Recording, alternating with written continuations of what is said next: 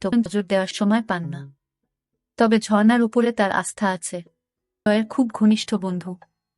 সে জয়ের সাথে অনেক আড্ডা দেয়। জয়কে বলল, আজকে কলেজ যাবি না?